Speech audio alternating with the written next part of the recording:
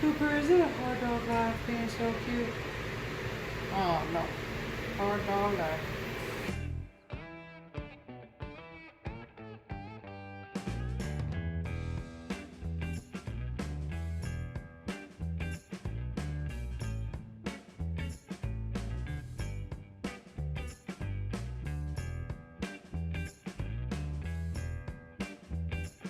Hey y'all, it's Biz. Welcome back to my channel. Today we're going to be doing a Festbier. We have 12 pounds of Pilsner malt, 6 pounds of Vienna, 2 pounds of Munich. We got 2 ounces of Hallertau and 2 ounces of Spalt today, and we're, as per usual, doing WLP029, which is a Kolsch ale yeast.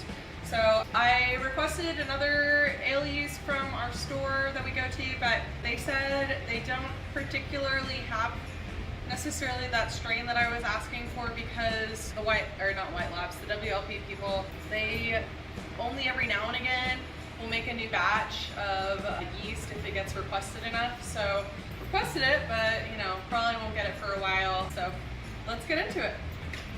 All right, so let's get this in. I got my assistant helping me again for stirring, because it is a lot easier to do this with another person, and we got lots of grains to stir in.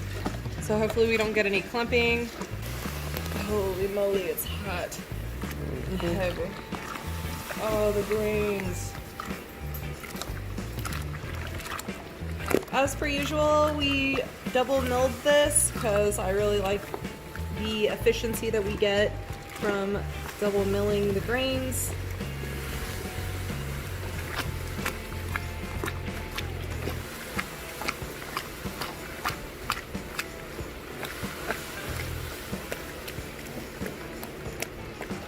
Alright guys, so we have been stirring off camera for the past few other stirs, so we're going to just stir this one last time. We did it every 15 minutes. You can do every 10-15 minutes or however many times you want to.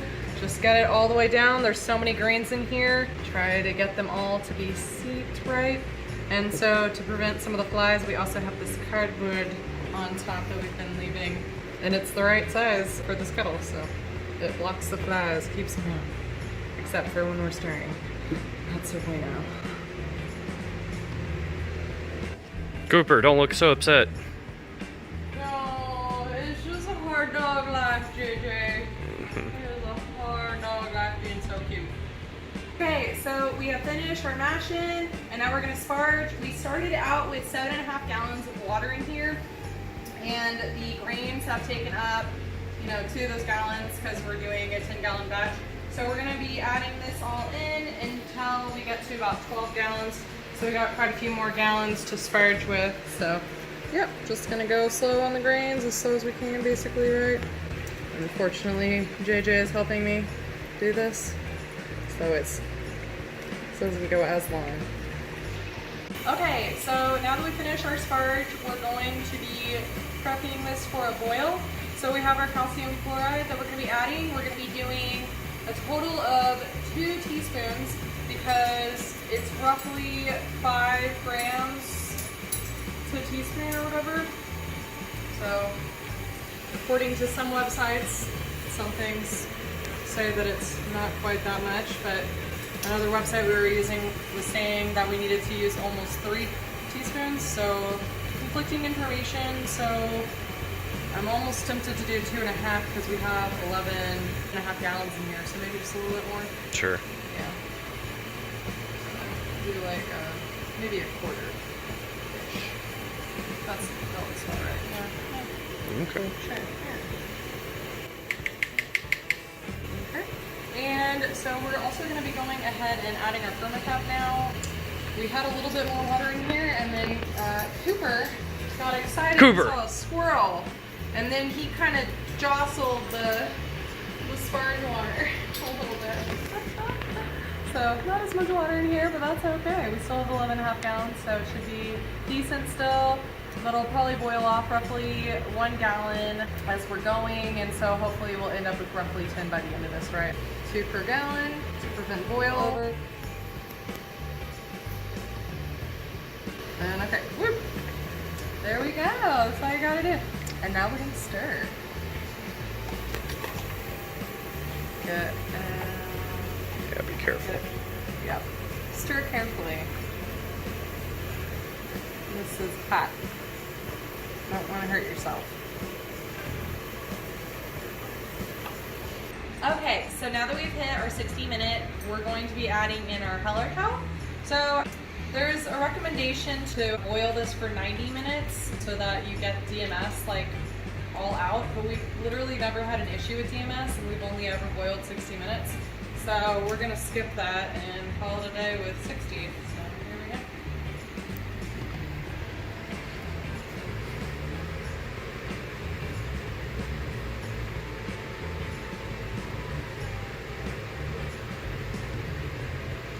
Cooper. Cooper, is it a hard dog life being so cute? Oh no, hard dog life. It's been about 1 minute and I stirred in the foam on the top. My boy David Heath on YouTube did it, and I don't really think it makes a difference. It'll go down eventually, but it definitely looks better when it's boiling like this as opposed to the mocha look with the fluffy head on top. All right, so now that we've hit our 15-minute, I'm gonna add our wharf block that I got here. We're gonna be doing 2 tablets because this is a 10-gallon batch. I think that's how this works. That's how we think it works. We could be wrong. If you want to correct us, in the comment section below, feel free to. But we're gonna do that. And we have Spalt. So we're gonna be adding 2 ounces of that as well right now.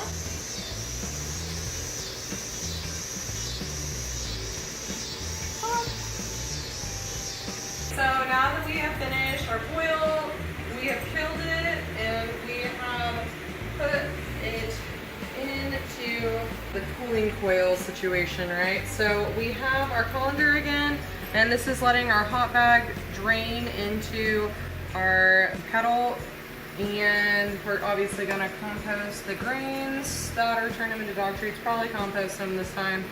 And we're not gonna be doing this all night long because this would just take so long to cool. So what we're going to do is we're gonna cool it for a while until maybe 90-ish degrees, maybe higher, just depending on how low we can get it in like an hour.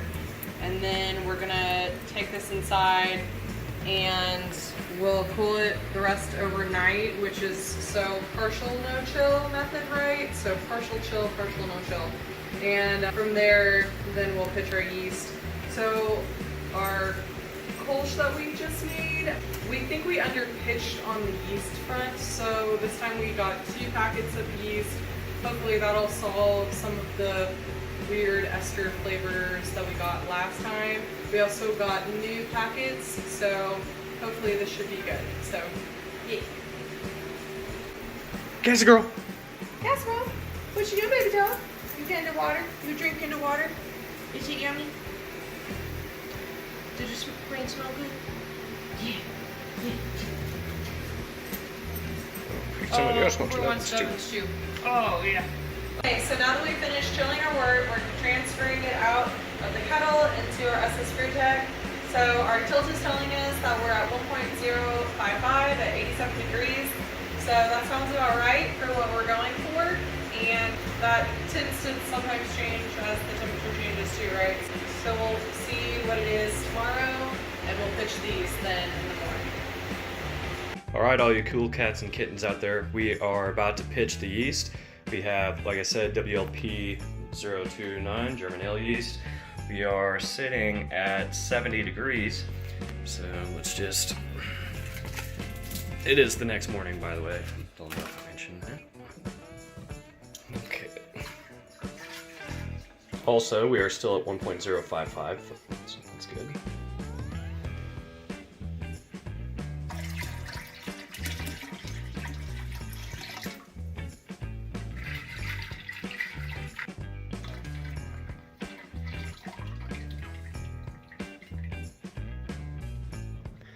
Alright, now to seal it up. Alright everybody, so we just got done sanitizing these kegs and then purging them out with CO2, right? So there's nothing but CO2 in here.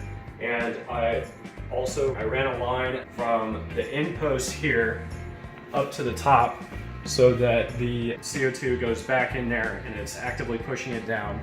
However, this is not sealed because I also wanted to add gelatin to it to fine it. As you can see through the tube here, it's already looking really clear, but adding the gelatin will probably just take it to the next level. And we got 2 kegs to do today, and after that we will harvest some yeast. Also attenuated down to, I think, 1.012, right, from 1.055, and so that yielded 5.6% ABV, and that's pretty ballpark for the style, so I'm pretty pleased with that. Alright everybody, it's the forced carbonating method. It's going to take 4 minutes and 30 seconds of rocking this guy, and it'll be basically ready to drink. We'll let it cool down overnight, and it should be ready to drink by the weekend. The other guy we are going to let, since we're not going to drink it right away, we're just going to let it slowly carbonate up. Since we have an extra air intake on the kegerator line, we'll just attach it and leave it. So, got another 4 minutes and 15 seconds or whatever ahead of me. You actually have less than 4 minutes left, baby. Oh, nice. Yeah.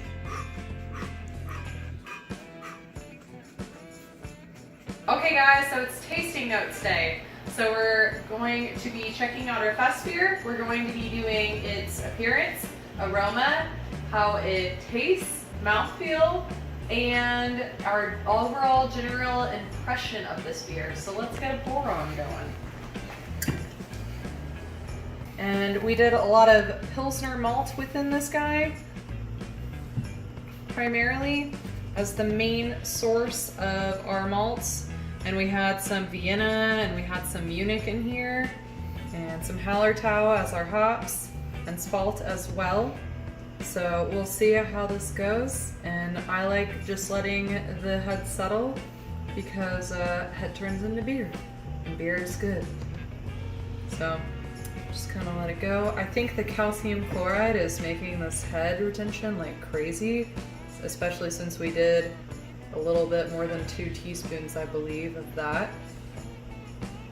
So I feel like that color is nice and golden. Hope you guys think that too. It's kind of a yellowy gold color, nice and pretty. It's pretty clear. You can see the stickers through the other side. Heck yeah. That's that gelatin, yo. Gelatin always helps that out. Every time.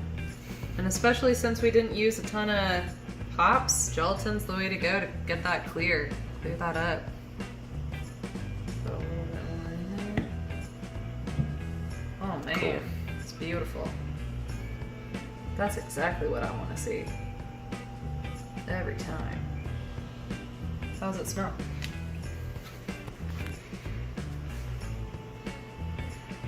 It's got kind of a lagery scent to it. So, you know, like lagers often have a little bit of a sulfurish smell to it. Got a little bit of that. Oop. Breathe it in.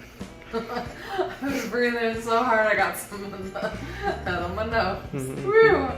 Alright. It's also very bready. Got a lot of bread, which I love bread, so that's perfect. So let's go ahead and try it, right?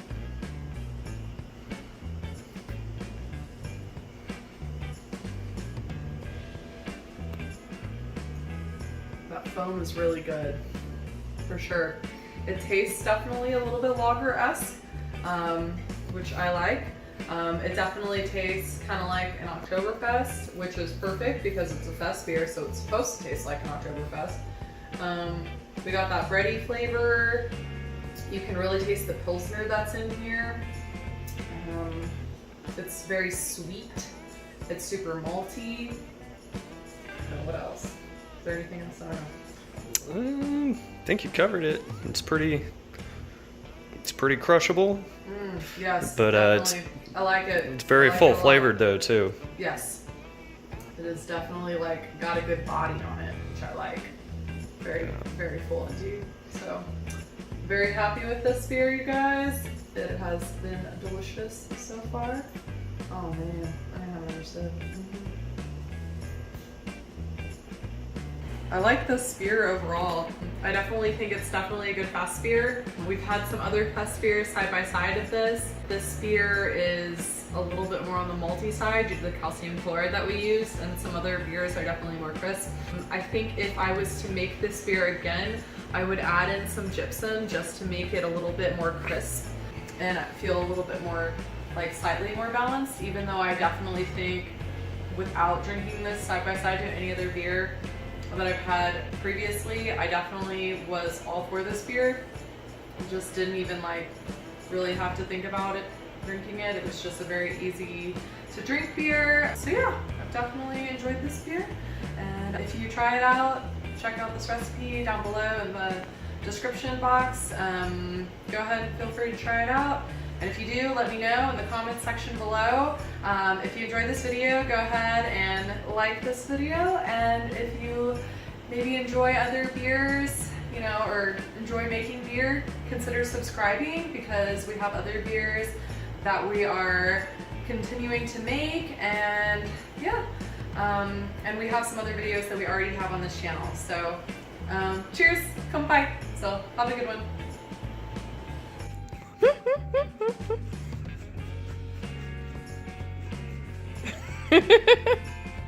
Yeah, this is you know, you can do one of these at some point. I know. Do I have to though? No. I can just film you doing it. It's much easier. I know, it's way easier.